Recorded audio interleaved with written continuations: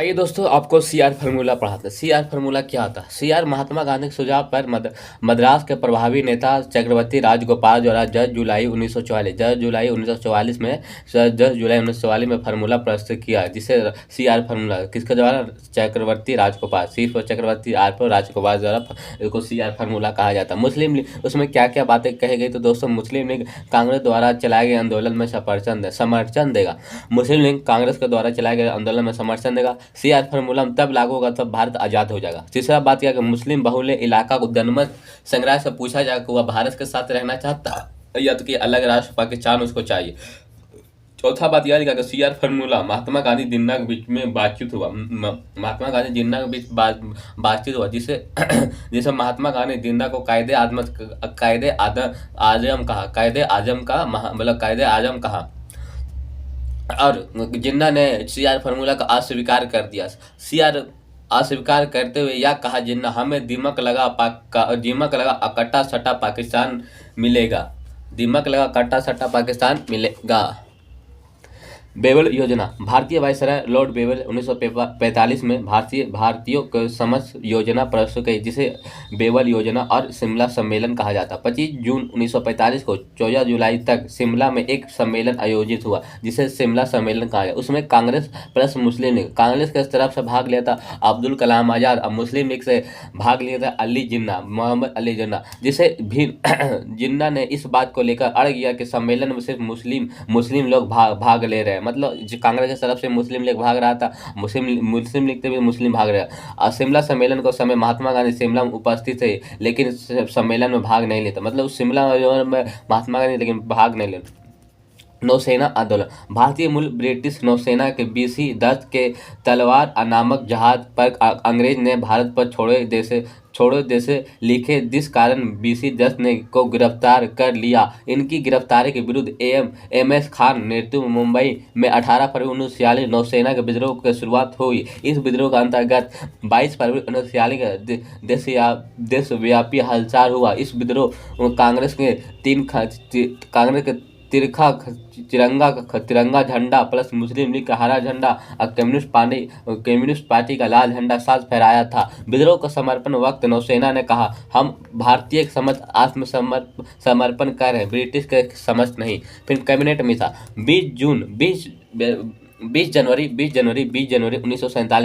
1947 का UK PM Kremlin Italy ने house of common में यह घोषणा की कि जून 1948 से पहले भारत को सत्ता भारतीय हाथ में सौंप देंगे। मतलब भारत को आजाद कर देंगे। 20 जून 1947 में यूके के पीएम क्रेमलिन इटली ने कहा, हाउस ऑफ कॉमन के सदस्य कहा कि भारत में जून 1948 से पहले भारत की सत्ता भारतीय के हाथ में सौंप दिया जाएगा। इसी पर विचार विमर्श करने के लिए लॉर्ड माउंटबेटन अब भारतीय वायसराय बनकर मार्च 1947 में भारत को बैठा। मतलब माउंटबेटन भारतीय वायसराय बनकर 1947 में भारत में लॉर्ड माउंटबेटन ने पहले भारतीय वायसराय उससे पहले लॉर्ड बेवले ने कार्यकाल के दौरान 24 मार्च 1946 को कैबिनेट मिशन भारत आया। मतलब लॉर्ड बेवले के समय ही 24 मार्च 1946 में कैबिनेट मिशन योजना भारत आगमन हुआ। 3 सदस्यीय आयोग था, इसमें 3 सदस्य था, जैसे स्टेटफोर्ड क्रिप्स जो वाणिज्य विभाग का प्रधान थे, एबी अलेक्जेंडर नौसेना का प्रधान थे, अब पेंस लोनिक भारतीय सचिव। कैबिनेट मिशन योजना में अध्यक्षता पेंसिक नॉरिस किया। कैबिनेट मिशन योजना अपनी सिफारिश मई 1946 में प्रस्तुत किया। भारत संविधान निर्माण संविधान सभा का गठन किया गया।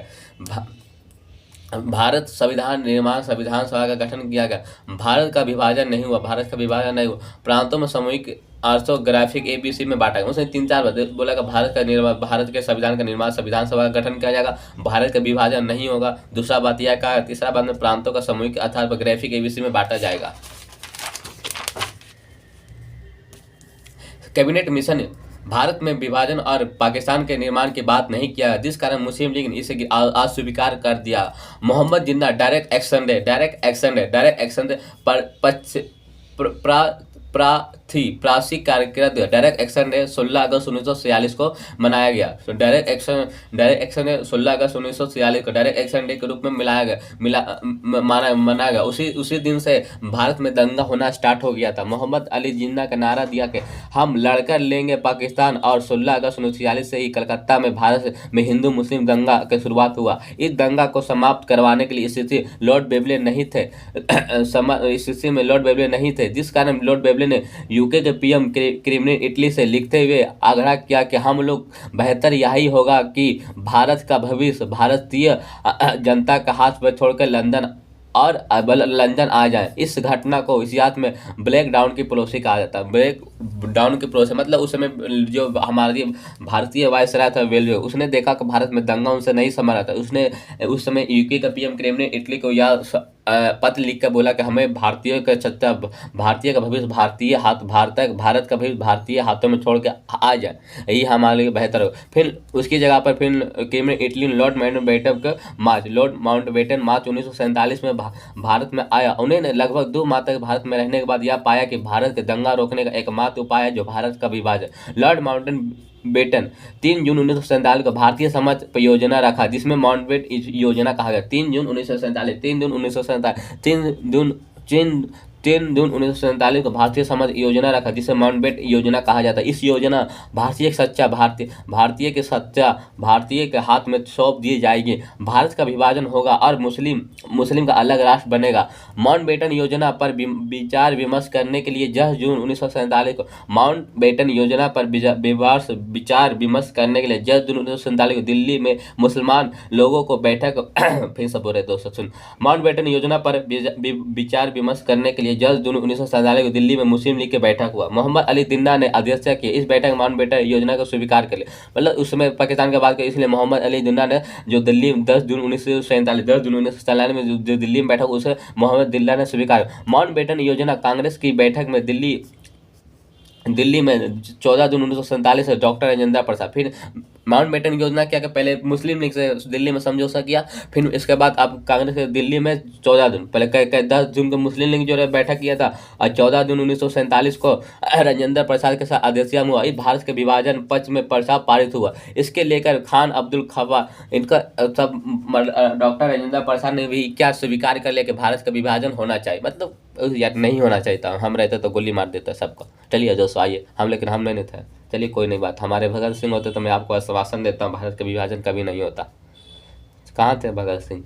छोड़िए, दुख की बात है, जानने दीजिए। लेकिन हम लोग अखंड भारत बनाएंगे, आज नहीं तो कल। चलिए, उस समय एक खान अब्दुल गफ्फार था। खान ने कहा कि कांग्रेस हमारे आंदोलन को भेड़ियों का आगे ढकेल दिया। खान अब्दुल गफ्फार का यह स्टेटमेंट था तब राजेंद्र प्रसाद ने भारत विभाजन के पक्ष पर मंजूरी दिया था। खान अब्दुल गफ्फार ने यह कहा कि कांग्रेस ने हम आंदोलनकारियों को भेड़ियों का आगे ढकेल दिया। सेबुद्दीन कीजर ने यह कहा, राष्ट्रवाद का संप्रदायवाद को समर्पण के समझ समर्पण किसने कहा था? सैफुद्दीन ने कहा। और अब्दुल गफ्फार ने कहा कि हम आंदोलनकारियों के भेड़ियों का आगे ढकेल दिया। सरदार पटेल ने भारत के विभाजन के लेकर कहा कि जिन्ना को विभाजन चाहिए या नहीं चाहिए, हमें विभाजन चाहिए। सरदार पटेल का भारत में विभाजन को लेकर यह कहा कि जिन्ना को विभाजन चाहिए नहीं, लेकिन हमें विभाजन चाहिए। भारत का विभाजन के महात्मा गांधी ने यह कहा कि भारत के विभाजन हमारी लाश पर होगा। महात्मा गांधी का यह स्टेटमेंट है दोस्तों, भारत का विभाजन हमारी लाश पर होगा। महात्मा गांधी योजना कैबिनेट मिशन योजना महात्मा गांधी योजना स्वीकृति प्रदान करने के लिए 14 जुलाई 1947 को यूके के संसद में भारतीय शोषण अधिनियम 1947 रखा गया, जिसमें ब्रिटेन ने 18 जुलाई मतलब 4 जुलाई को ब्रिटिश संसद में रखा, 18 जून 1947 को स्वीकार प्रदान कर दिया। इसी तहत भारत का 15 अगस्त 1947 को आज़ाद होगा और एक दिन ही पहले 14 अगस्त 1947 को पाकिस्तान का निर्माण होगा। आज़ादी के साथ महात्मा गांधी कांग्रेस के सदस्य नहीं थे। उस समय गांधी जी ने नो नो आखुली में थे, जहां दंगा शांत करवा रहे थे। आज़ादी के बाद महात्मा गांधी यह चाहते थे कांग्रेस को समाप्त कर दिया जाएगा। स्वतंत्र भारत में प्रथम गवर्नर जनरल लॉर्ड माउंटबेटन और प्रथम पीएम नेहरू, और पाकिस्तान के प्रथम पीएम लियाकत अली खां और प्रथम गवर्नर मोहम्मद अली जिन्ना बने। लॉर्ड माउंटबेटन के समय 30 जून 1948 को 3 जून 1948 को माउंटबेटन का समय 30 जनवरी का समय ही 30 जनवरी 1948 को नाथूराम गोडसे ने गोली मारकर महात्मा गांधी का हत्या कर दिया। 30 जनवरी को शहीद दिवस के रूप में भी मनाया जाता। 30 जनवरी 1948 महात्मा गांधी गोली मारकर हत्या। महात्मा गांधी अंतिम शब्द हे राम, हे राम। महात्मा गांधी का अंतिम शब्द क्या था? हे राम। महात्मा गांधी का सबसे प्रिय भजन था वैष्णो जन तेरे कहिए, वैष्णो तेरे जन कहिए। महात्मा गांधी का सबसे प्रिय भजन था वैष्णो जन को तेरे कहिए, वैष्णो जन को तेरे कहिए।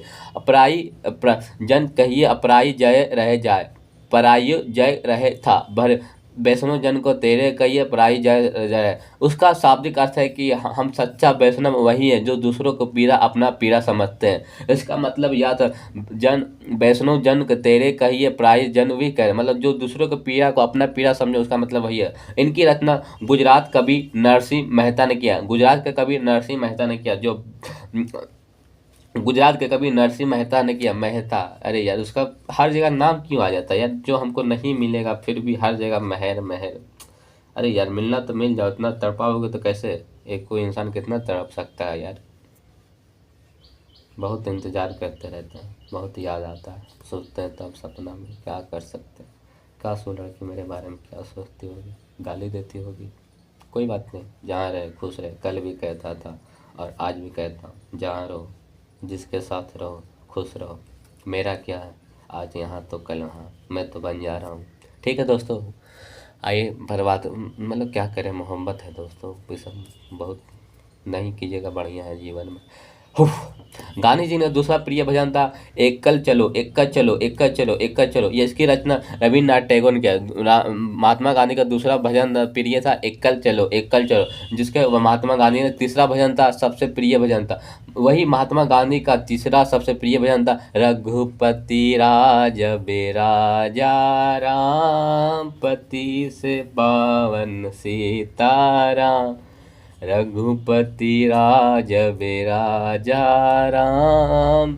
ये महात्मा गांधी 3 भजन थे। एगो था सबसे प्रिय भजन, महात्मा गांधी को तब गोली मारा था दोस्तों 30 जनवरी 1948 को, तो इसका अंतिम शब्द है राम। उसका पहला भजन था वैष्णव जन तेरे कहिए, मतलब दूसरे के दुख को अपना समझे। फिर दूसरा इसका प्रसिद्ध था दूसरा वैष्णव था। दूसरा उनका प्रिय भजन था एकल चलो, रविन्द्रनाथ टैगोर द्वारा। रघुपति रावण सीताराम, पति पति से शिवराम।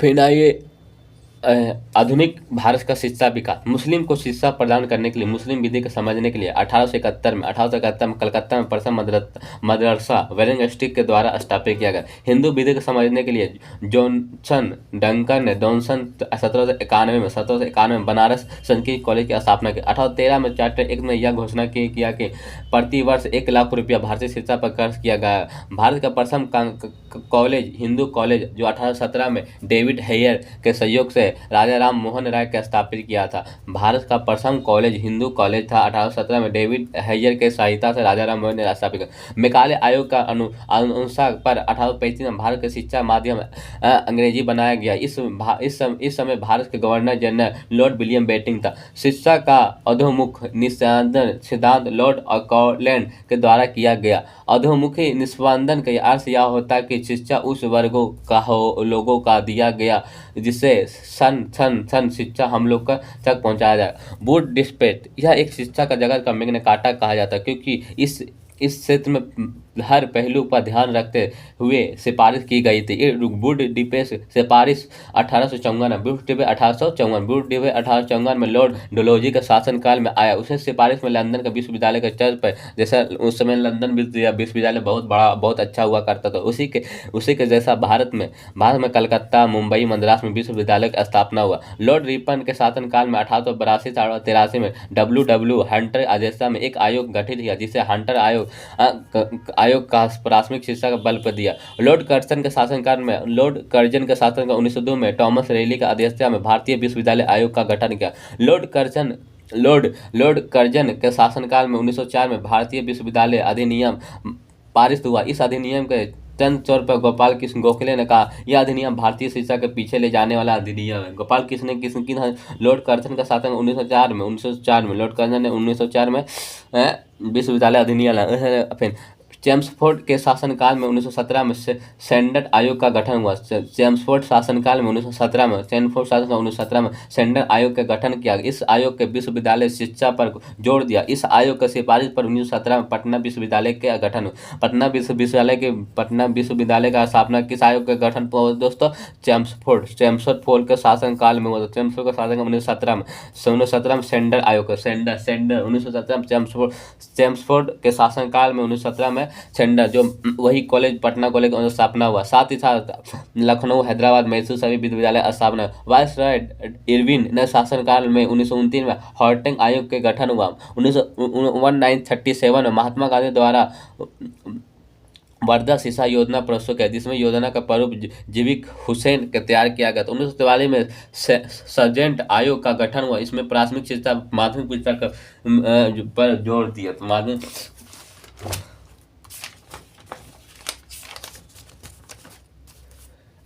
राजकृष्ण आयोग भारतीय शिक्षा व्यवस्था को लेकर स्वतंत्र भारत में गठित प्रथम आयोग राजकृष्ण आयोग है। भारतीय शिक्षा व्यवस्था को लेकर स्वतंत्र भारत में गठित आयोग प्रथम कौन था? राजकृष्ण आयोग। इस गठन में नवंबर 1948 में हुआ। इस आयोग ने अपने सिफारिश अगस्त 1949 में प्रस्तुत किया। नवंबर 1948 में हुआ गठन, अगस्त 1949 में प्रस्तुत। इस आयोग की सिफारिश पर ही 1953 में यूनिवर्सिटी ग्रांट कमीशन विश्वविद्यालय अनुदान आयोग यूसी का गठन किया गया, जिसे भारतीय संसद 1856 में समान संस्था का दर्जा दिया। रामकृष्ण आयोग का संबंध विश्वविद्यालय के शिक्षा व्यवस्था था। मुदालियर आयोग 1952 से 1953 में लक्ष्मण स्वामी मुदालियर 1952 से 1953 में लक्ष्मण स्वामी मुदालियर ने अध्यक्षता में यह आयोग गठित हुआ कि इस आयोग भारतीय माध्यमिक शिक्षा व्यवस्था पर जोर दिया। कठोरी आयोग 1964 में दौलत सिंह में कठोरी अध्यक्ष यह आयोग गठित हुआ। इसमें आयोग का प्राथमिक एवं स्कूली शिक्षा पर जोर दिया। मुदालियर आयोग और कोठरी आयोग सिफारिश पर इंदिरा गांधी के शासनकाल में भारत में प्रथम शिक्षा नीति 1886 में मुदालियर आयोग के कठोरी आयोग पर सिफारिश पर इंदिरा गांधी ने शासनकाल में भारत में प्रथम शिक्षा नीति आई 1886 में आई। इस शिक्षा नीति को सिफारिश पर किया गया कि जीडीपी का 6% पैसा शिक्षा पर खर्च किया जाएगा, लेकिन आज तक कभी भी खर्चा नहीं किया गया। इस शिक्षा नीति का 10+2+3 फार्मूला दिया गया। 10+2+3 फार्मूला गया था। राजीव गांधी के शासन काल में 86 में द्वितीय शिक्षा नीति आई। राजीव गांधी के शासन 86 में द्वितीय शिक्षा नीति आई, जिसमें 2 बार संशोधन हुए। जो पहली बार राममूर्ति आयोग के सिफारिश पर 1990 में संशोधन हुआ। दूसरी बार जन्नत रेड्डी के आयोग में सिफारिश 1992 में संशोधन, 1990 में एक बार 92। स्वतंत्र भारत की तीसरी शिक्षा नीति आयोग कस्तूरी रांगन स्वतंत्र भारत की तीसरी शिक्षा नीति कस्तूरी रांगन में आया, जिसका सिफारिश 2020 में आया, जिसमें बोला 5+3+3+4 फार्मूला 5+3+3+ फार्मूला दिया। पहले फिर से बताता। रामकृष्ण आयोग भारत शिक्षा व्यवस्था के लेकर स्वतंत्र भारत के गठित प्रथम आयोग रामकृष्ण आयोग है। ये गठन नवंबर 1948 में हुआ था। इस आयोग अपने सिफारिश पर अगस्त 1949 में प्रस्तुत। इस आयोग में सिफारिश पर 1953 यूनिवर्सिटी ग्रांट कमीशन विश्वविद्यालय अनुदान आयोग यूसीसी का गठन किया गया, जिसे भारत संसद 1856 में स्वायत्तता संस्था के दर्जा दिया। रामकृष्ण आयोग के संबंध विश्वविद्यालय से। रामकृष्ण का संबंध किसने? विश्वविद्यालय से। फिर मुदालियर आयोग 1952-1953 लक्ष्मण स्वामी मुदालियर है, जिसने लक्ष्मण स्वामी अदैयर ने अध्यक्षता की। यह आयोग गठित हुआ। इस आयोग भारतीय माध्यमिक शिक्षा पर व्यवस्था था। कैसा मुद्रा व्यवस्था? माध्यमिक शिक्षा पर, मिडिल स्कूल आप बोलते हैं। कोठारी आयोग 1964 में कोठारी आयोग 1964 में दौलत सिंह कठोरी आयोग अध्यक्ष की कठोरी सिंह दौलत सिंह ने कठोरी आयोग अध्यक्ष की यह आयोग गठित हुआ। इस आयोग का प्राथमिक एवं स्कूली पर जो कठोरी आयोग प्राथमिक शिक्षा पर जोर दिया, मजदूरी आयोग माध्यमिक शिक्षा पर जोर दिया, रामकृष्ण आयोग विश्वविद्यालय पर जोर दिया।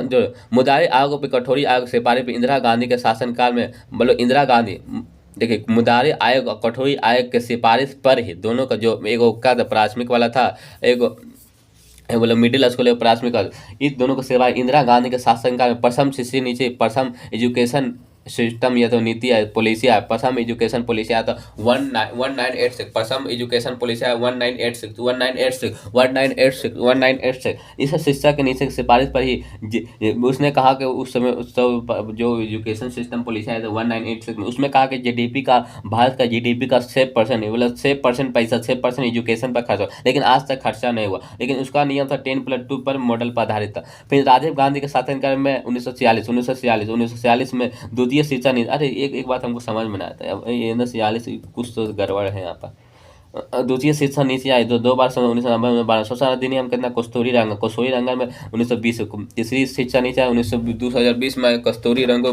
5+3+2। भारत में प्रेस एवं विस्तार, भारत में पेंटिंग प्रेस का समाचार का यूरोपीय आगमन से हुआ था। भारत में पेंटिंग प्रेस का शुरुआत पुर्तगाली से हुआ था।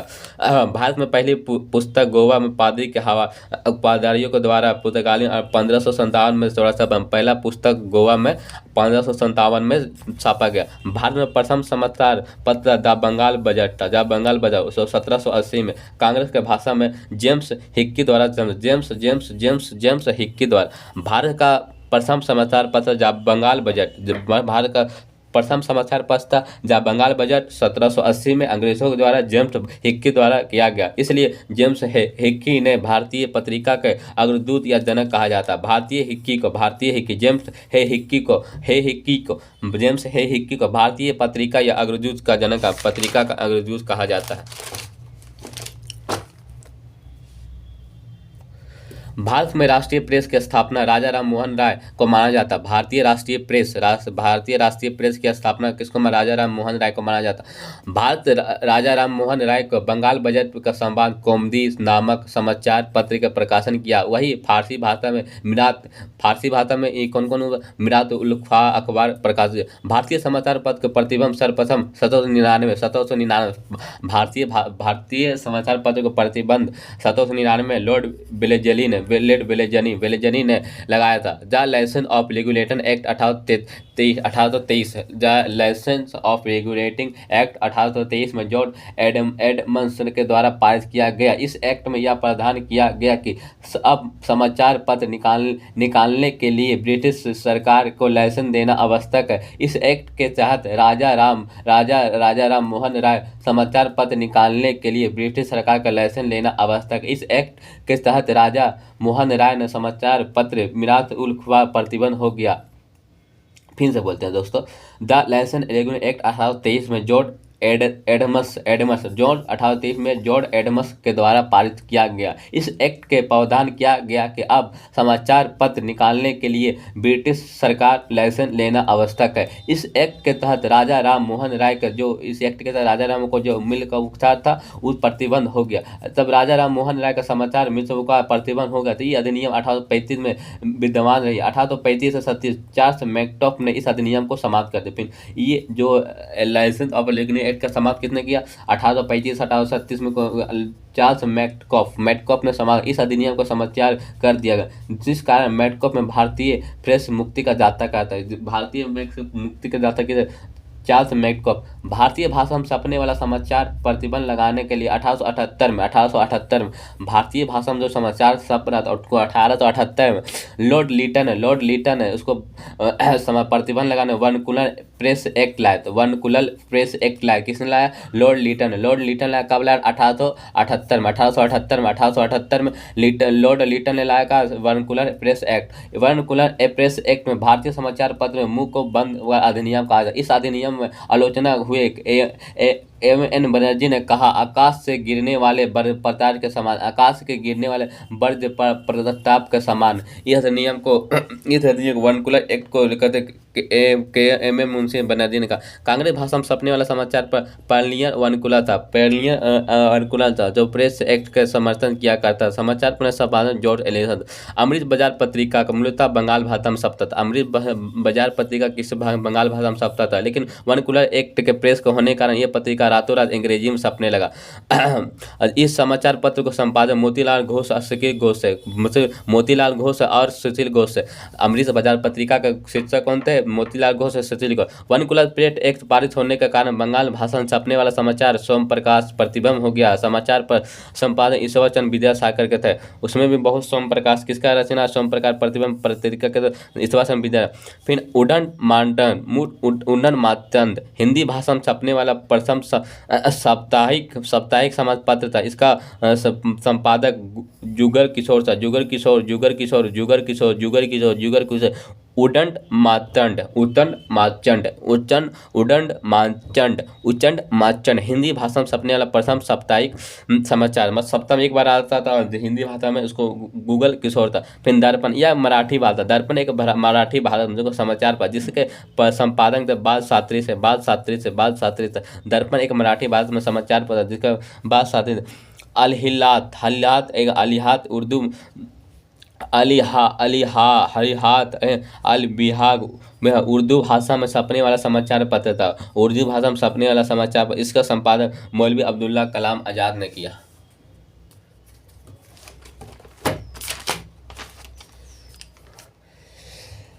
कॉमलैंड अंग्रेजी भाषा में छपने वाला समाचार पत्र था। इसके प्रधान मोहम्मद अली था।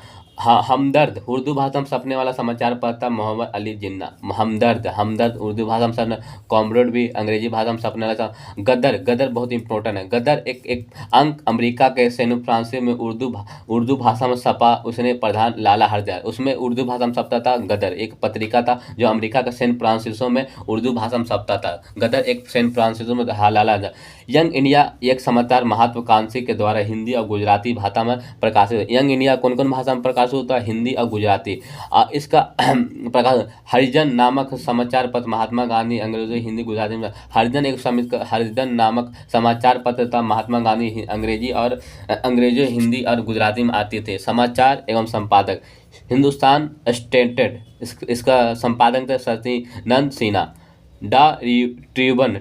Tribune Dayal Singh Majithia. Hindustan Times K M Panikkar Hindustan Times K M Panikkar. National Herald Jawaharlal Nehru. Independent Motilal Nehru. Native Opinion 3N मांडे। प्रताप गणेश शंकर विद्यार्थी। केसरी एवं मराठी बाल गंगाधर तिलक। हिंद फ्रोंटियर हरिश्चंद्र मुखर्जी। भारत प्रेस में लगे कठोर प्रतिबंध को समीक्षा करने के लिए चेत बहादुर स्तूप ने अधिनियम 1921 में प्रेस ज्ञानवादी कमेटी का गठन किया गया। इस कमेटी में सिफारिश भारतीय समाचार अधिनियम 1908 के साथ भारतीय समाचार 1910 के समाचार किया। शासन भारत में स्वतंत्र के प्रथा समाचार पर पत्र पर कमेटी का 1947 में स्थापित किया। भारतीय प्रेस परिषद 1967 में वर्नाकुलर प्रेस अधिनियम 1982 में लॉर्ड रिपन द्वारा रद्द किया। वर्नाकुलर वे कब 1882 वर्नाकुलर एक्ट प्रेस कब रद्द किया? 1882 के लॉर्ड रिपन द्वारा। ये सबसे मेन टॉपिक है दोस्तों, बहुत 10वां टॉपिक बहुत इम्पोर्टेंट है, इसको हम पढ़ाएंगे बहुत, लेकिन एक बार एक वीडियो में पूरा बनाएंगे बढ़िया से रिवीजन के साथ। इससे क्वेश्चन इतना आता है कि आप हर शिफ्ट में 2 से 3 क्वेश्चन आता है।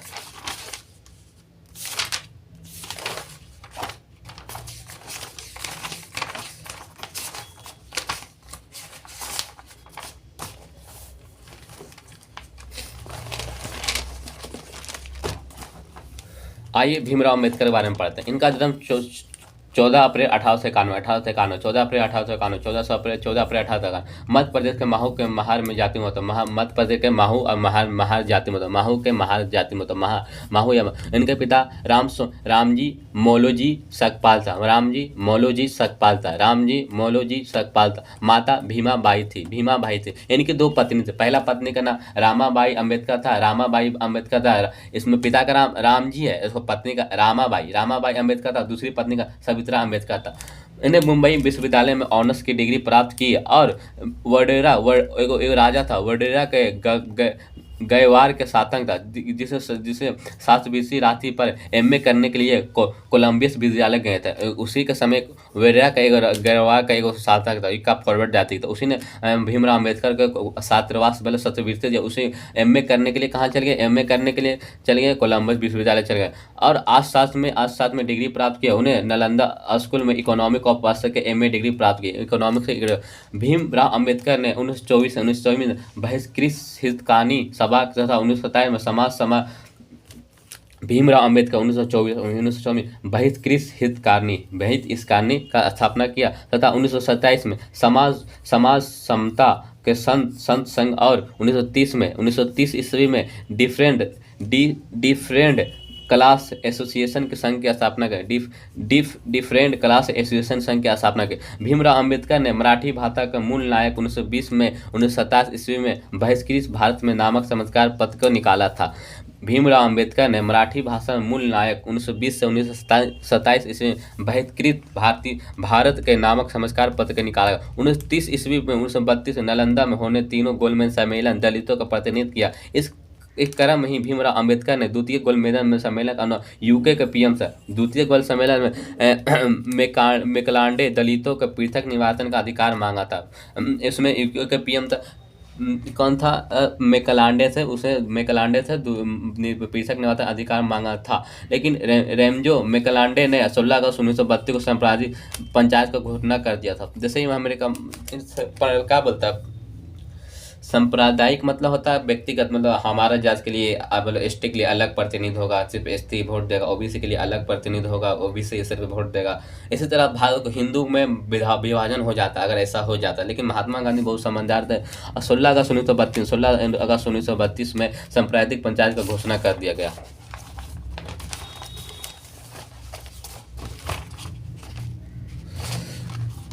फिर यह घोषणा के विरुद्ध महात्मा गांधी ने पुनः इलाहाबाद के जेल में 20 दिसंबर 1920 का आमरण आसन पर बैठ गए। 20 सितंबर 1920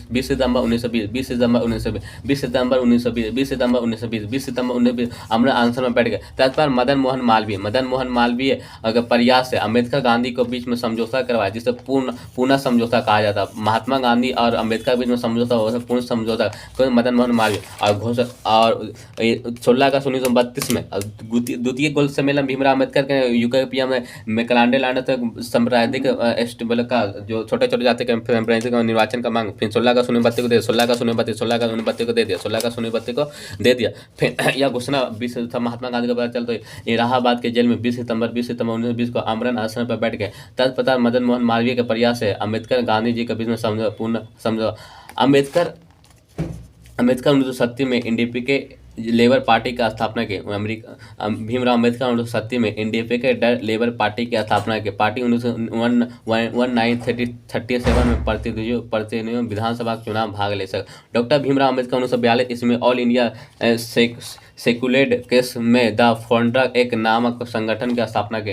भीमराव अम्बेडकर 1942 में ऑल इंडिया सेक्युलर फेडरेशन के नामक संगठन की स्थापना। भीमराव अम्बेडकर भारत छोड़ो आंदोलन में कहा कि तब दुश्मन हमारी देश की सीमा में उसे समय आंदोलन करना पागलपन है। तब भीमराव अम्बेडकर ने स्टेटमेंट दिया था भारत छोड़ो आंदोलन में यह स्टेटमेंट दिया, सब दुश्मन हमारी सीमा में तो उसको आंदोलन करना पागलपन से कम नहीं। ये अम्बेडकर स्वतंत्र भारत का प्रथम विधि कानून मंत्री बने। अम्बेडकर 1955 में मुंबई भारतीय विधान महासभा का स्थापना की। अम्बेडकर अपने अंतिम समय में हिंदू धर्म को छोड़कर बौद्ध धर्म अपना लिया। भीमराव अम्बेडकर हिंदू धर्म का बौद्ध धर्म अपना 6 दिसंबर की अक्टूबर है दोस्तों, हमको 6 अक्टूबर होगा नहीं 6 दिसंबर में 1856 में मृत्यु हुई। महात्मा भीमराव अम्बेडकर की मृत्यु 6 दिसंबर 1856, जन्म 14 अप्रैल 1891, 14 अप्रैल 1891 मृत्यु। 6 दिसंबर 1856 मृत्यु हो गया। उसकी समाधि स्थल तेतवा भूमि में, तेतवा भूमि है कहा गया। 1990 भारत रत्न दिया गया। भीमराव अम्बेडकर का भारत रत्न 1990 में दिया गया।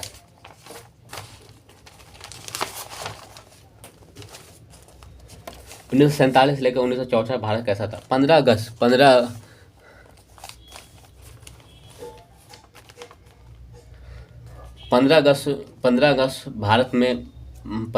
भारत के प्रथम प्रधानमंत्री नेहरू ने ट्रस्टी विथ डिस्नेटी नीति के साथ वादा का मतलब भाषण दिया, उसको ट्रस्टी ऑफ नीति ट्रस्टी विथ डिस्नी नीति के साथ वादा। 30 जून 1948 को शाम 5 बजे नाथूराम गोडसे ने बैलेंट मोडर 1934 में दिल्ली में पृष्ठस्थ गोली मार कर हत्या कर दिया। हत्या आरोप में दिल्ली के तुगलक रोड पर स्थित थाने पर नंदलाल मेहता ने केस दर्ज किया। नाथूराम मूर्ति केस लेकर नाथूराम गोस्ते का हत्या का केस चलाया गया।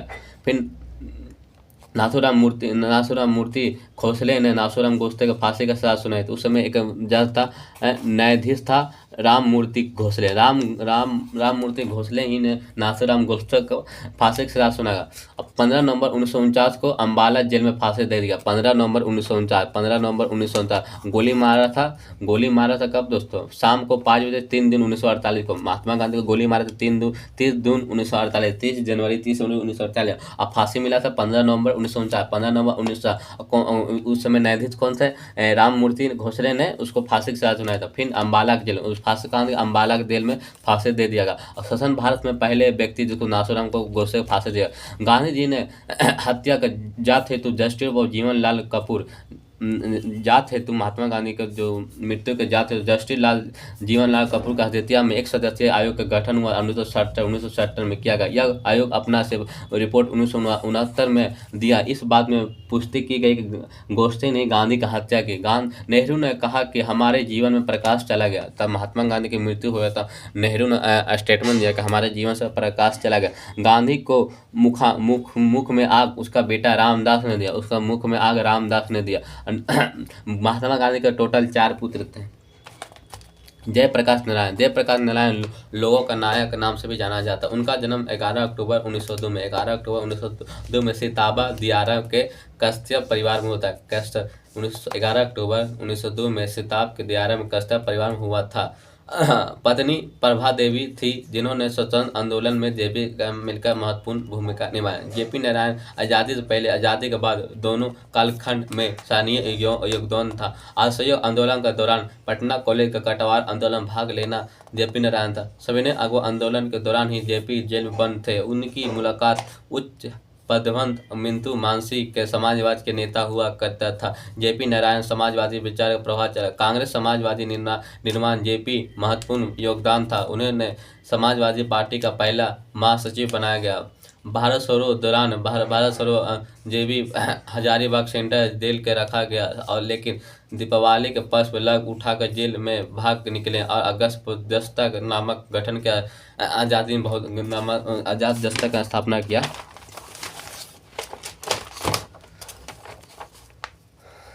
श्री नारायण के संबंध योजना पर शुरुआत किया गया। सर्वोदय सभी उत्थान होता है, उसके बाद में समर्पण। सर्वोदय सभी का उत्थान होता है और उस बाद सबका प्रथम प्रथा महासांग। संपूर्ण क्रांति का आह्वान जेपी नारायण दिया। इंदिरा गांधी का तानाशाही सत्ता को उखाड़ने के लिए पटना में गांधी मैदान में 5 जून 1974 आंदोलन शुरू हुआ। जेपी नारायण ने बिहार का आंदोलन का महत्वपूर्ण क्रांति आंदोलन में कहा थी। इस आंदोलन में एकजुट किया, जिसमें एकजुट बजाय इंदिरा गांधी ने 1977 में चुनाव में हार गया। 8 अक्टूबर 1979 में की पटना स्थिति में अवकाश धर्म अंतिम सांस लिया और 1999 में जेपी की मृत्यु हो गई। 1999 में जेपी की मृत्यु हो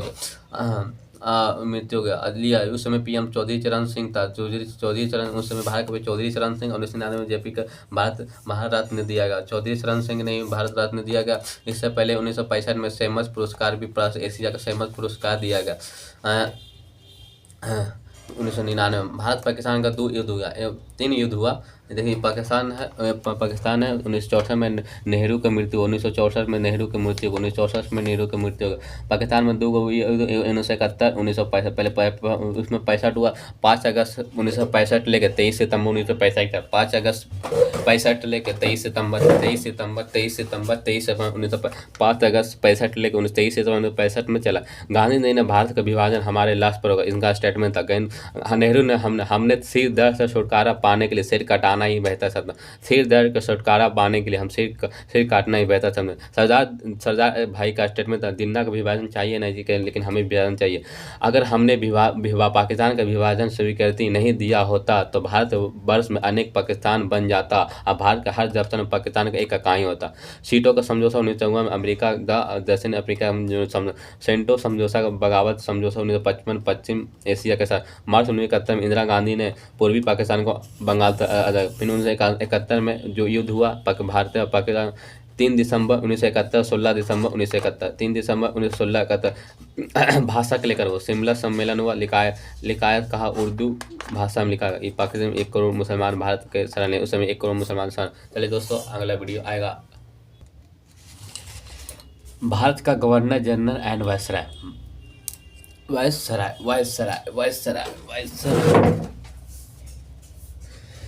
ब्रिटिश प्रभुता समाप्ता स्थापना 1857 प्लासी के युद्ध का हुआ था। बंगाल का प्रथम गवर्नर रॉबर्ट क्लाइव, बंगाल का गवर्नर वारेन हेस्टिंग।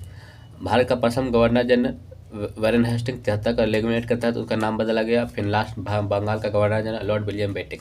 फिर 1833 के भारत से शासन अधिनियम का भारत का गवर्नर जनरल नाम रखा गया। उसका प्रथम लॉर्ड विलियम बेंटिक बने, लास्ट लॉर्ड कैनिंग बने। फिर 1858 में भारत प्रदेश अधिनियम बदल गया, भारत का गवर्नर जनरल नाम बदल गया, भारतीय वायसराय के प्रथम कैनिंग बने और लास्ट वायसराय लॉर्ड माउंटबेटन। आज़ादी के बाद से भारत का वायसराय नाम बदल कर आज़ादी के बाद से भारत का वायसराय नाम बदल कर स्वतंत्र भारत का गवर्नर जनरल के, जो आगे जाकर भारत के राष्ट्रपति के नाम से जाना जाता है।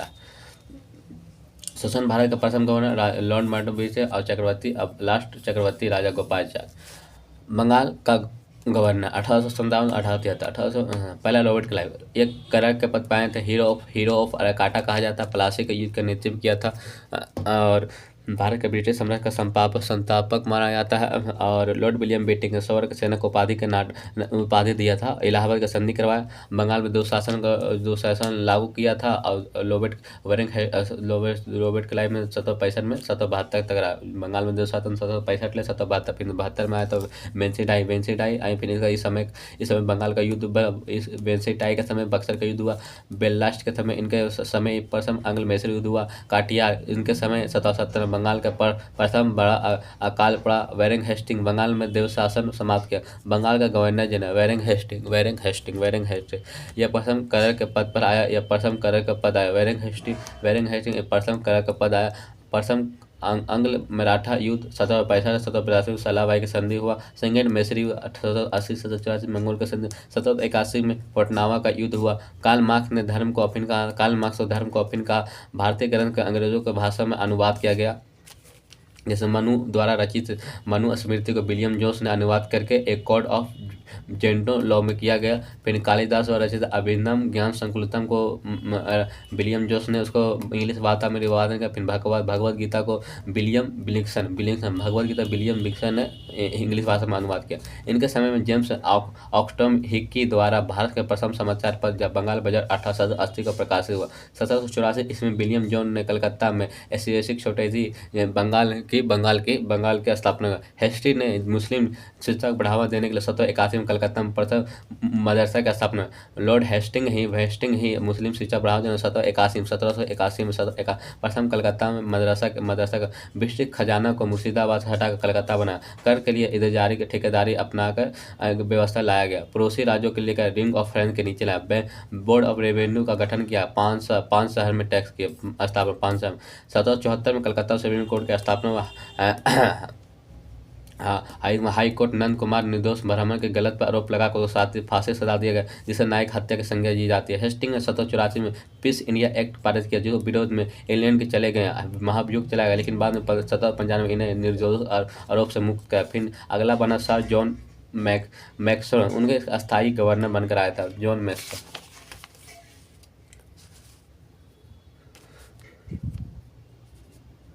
फिर आए लॉर्ड कार्नवालिस, उसका शासन का 1786 से 93, 1786 से 93 आक्रामक नीति अपनाया। सर मैसूर युद्ध में टीपू सुल्तान को हराया। अब मैंने अपने मित्र को शक्ति बनाया, उसको पंगु बना दिया। भारत का शासन चलाने के लिए कानूनी संहिता तैयार किया, कार्नवालिस संहिता कहा। 1793 ईस्वी में अस्थायी बंदोबस्त को लागू किया। 19% पर पूरा बिहार बंगाल उड़ीसा में जमींदारों को द्वारा किया जाता था। सूर्यास्त कानून में कहा, तो अस्थायी बंद को सूर्यास्त कानून में कहा जाता है। सूर्यास्त कानून का चर्चा चारा ताराशंकर बोधात्मक में चर्चा ये अपना रचना गणेश देव ने किया। चारा शंकर किसकी रचना? गणेश देव ने किया। जिला में थाना में दरोगा की नियुक्ति किया। लॉर्ड कार्नवालिस को भारत के नागरिक सेवा का जन्म माना जाता है। भारतीय नागरिक सेवा लॉर्ड कार्नवालिस को माना जाता है। फिर लॉर्ड सर जॉन सॉर 1794 से 1781 प्रशासनिक हस्तक्षेप की नीति अपना इलाहाबाद के ब्रिटिश साम्राज्य में मिला गया। जॉन सॉर ने अस्थायी बंदोबस्त को प्रमुख तैयार किया। लॉर्ड विलेजली 1798 से 1805 तक अपने आप को बंगाल का शेर कहा जाता था। 1400 में 1799 में युद्ध हुआ। 1800 में कलकत्ता का फोर्ट विलियम कॉलेज की स्थापना किया। 1803 में दिल्ली में आक्रमण करके दिल्ली को मिलाया। यह एक साम्राज्यवादी गवर्नर था। यह सहायक जंदी लिया गया। भारत में सहायक जंदी अपनाने वाला को फ्रांसीसी डिप्लो का किया जाता। प्रथम हैदराबाद सहायक जंदी को अपना। हैदराबाद 1798 में सहायक संधि का अपना। 1798 मैसूर 1799 चंदौर या मैसूर 1799 अवध 1801 में 1801 में अवध 1801 पेशवा 1802 में बरार एवं भोसले 1803 में कौन बिलेजरी सहायक संधि बिलेजरी। इंदौर को होलकर ने शासक ने सहायक संधि पर हस्ताक्षर नहीं किया। बिलेजरी ने कार्यकाल समाप्त पूर्ण कार्नवालिस आया। अब मृत्यु के बाद यूपी गाजीपुर में हो गया। फिर इसके जहाँ पर जैसे वेल्डरिया कार्नवालिस से एक साथ मृत्यु हो गया। फिर सर जॉन्स वेले 1805 से 1806 में होने वाले बेलोरे में सिपाही विद्रोह में बेलोरे सिपाही मतलब इसियार के भाषा में टीका लगाने कार्नवालिस के हिंदुओं को जो भी पहनने के प्रतिमा लगा, जिसका नाम बेलोर सिपाही विद्रोह हुआ 1806 में। 1806 में इस विद्रोह का इस विद्रोह का गवर्नर लॉर्ड विलियम बेटिंग ने विद्रोह को दबा दिया। अगला गवर्नर जनरल लॉर्ड मिंटो द्वितीय। लॉर्ड मिंटो वन 1807 लेकर 1813 1809 में अमृतसर की संधि रंजीत सिंह का चार्ल्स मैक्डॉगल 1813 में टार्चर एक्ट लागू हुआ। लॉर्ड हेस्टिंग यह एक साम्राज्यवादी गवर्नर था। फॉरवर्ड पॉलिसी के विस्तारवादी नीति अपनाया। मराठों का सहयोगी पिंडारी का दमन कितने पिंडवारी हुआ करता तो मराठों का सहयोग उसका दमन कितने वेरिंग हेस्टिंग। यही कारण था सठ में से मराठा युद्ध हुआ जिसमें अंग्रेजों की जीत हुआ 1816 से 1819। सठ मराठा युद्ध हुआ, अंग्रेज और मराठा भी अंग्रेज जीत गया 1816 से 1819। फिर आंग्ल नेपाल युद्ध हुआ। आंग्ल नेपाल युद्ध 1814 से 1816 1814 से लेकर 1816 इस युद्ध समाप्त 1801 तक संगोल के संधि हुआ। फिर लॉर्ड एम्स्टन या फर्स्ट आंग्ल वर्मा युद्ध हुआ 1824 से 1826 या डनबाऊ के संधि। डनबाऊ से समुद्र पर कर वर्मा जाने का प्रश्न सिपाहियों ने किया। भारत का गवर्नर जनरल प्रथम आज विलियम बेटिंग, ये पहले मद्रास के गवर्नर जनरल था। 1833 में चार्टर एक प्रथम भारत का गवर्नर जनरल बनकर आए। यह एक समाजवादी और सुधारवादी गवर्नर था। राजा राम मोहन का सहयोग था। 1829 में कानून बनाकर सती प्रथा का अंत किया। 1829 में कानून बनाकर कन्वर ने अष्टमेल ने सहायता से 1830 ईस्वी में ठगी प्रथा का अंत किया। ठगी के लोगों को देवी काली की पूजा करते। मैसूर में कुल कथर थेटर में मिलाया गया। कलकत्ता मेडिकल कॉलेज की नींव रखी। इसने समय में मिकाले आयोग सिफारिश 1835 में भारत शिक्षा अधिनियम अंग्रेजी कर दिया गया। 1835 में समर्पण पत्र भारत में आधुनिक शिक्षा प्रणाली की नींव पड़ी। 1834 में लॉर्ड माउंटबेटन ने प्रथम अध्यक्ष विधि आयोग लाया। फिर क्या बात है चार्ल्स मेटकॉफ 1835 1870 यह प्रेस पर लगे सभी कर को प्रतिबंध समाप्त कर दिया। इस कारण भारतीय प्रेस का मुक्तिदाता किसका? चार्ल्स मेटकॉफ का कहा जाता है। फिर आए लॉर्ड आकाउंटेंट 1837 से 1842 ग्रैंड ट्रैंक रोड का मरम्मत कौन का? लॉर्ड आकालैंड ग्रैंड ट्रैक रोड की मरम्मत करवाया। भारतीय छात्रों को मेडिकल को प्राइवेट ड्रेस जाने की अनुमति दी। पस आंग्ल अफगान युद्ध में ब्रिटिश हार हुई थी। हर जगह ब्रिटिश की हार हो रही थी। इस कारण को वापस बढ़ा, मतलब उनके लॉर्ड आकालैंड के कारण ही बहुत सारे युद्ध हुआ जिसमें इंग्लैंड ब्रिटिश का हार हुआ। जिसके बाद लॉर्ड एनवारो आए। ये अगला अफगान युद्ध में जीत हुआ। सिंध को जीत को ब्रिटिश में मिला दिया। 1883 में 10 प्रथा का अंत किया। 1843 में 10 प्रथा का अंत किया। 1833 में रविवार को छुट्टी मनाने का प्रथा शुरू। लॉर्ड हार्डिंग 18 अगस्त वाले। ये आंग्ल सिख युद्ध 1845-1843 में हुआ था। 1846 में लाहौर के संधि के तहत उड़ीसा के रहने वाली खोंड जातानी प्राचीन नरबली प्रथा हुई, जिसमें एक सुंदर सवस व्यक्ति को बलि दिया जाता था, उसको समाप्त को लॉर्ड हार्डिंग। आंग्ल सिख युद्ध 1845-46, 1800 में लाहौर के संधि। फिर Lord Dalhousie 1848-1856, Lord Dalhousie 1848-1856, Lord Dalhousie 1848-1856। यह एक साम्राज्यवादी एक सुधारवादी गवर्नर हुआ करता। उनका वास्तविक नाम जेम्स एंड्रू ब्राउन रेंडवे। इसी के सबसे ज़्यादा ब्रिटिश साम्राज्य का सब विस्तार हुआ। लॉर्ड डलहौजी के समय ब्रिटिश कंपनी का सबसे ज़्यादा, उसने कहा कि मतलब यूके का आदेश आया, आप कितना समाज को विस्तार कर सकते हैं तो विस्तार कर सकते हैं, उसके बाद हम विस्तारी नीति को त्याग देंगे। इसमें बहुत सारी नीतियाँ, गोद निषेध, राज हड़प नीति, आपरण नीति, व्यापक सिद्धांत डोटाइन रॉफ से कहा जाता है। राज हड़प नीति के प्रथम शिकार 1848 में सतारा हुआ। राज हड़प नीति का पहला प्रथम शिकार 1848 में सतारा हुआ। राज हड़प नीति का पहला शिकार 1848-17। 1855 में गोद निषेध प्रथा से राजस्थान को करोरी के ब्रिटिश समाज में मिला गया। कुशासन का रोप लगाकर 1856 अवध को मिला गया।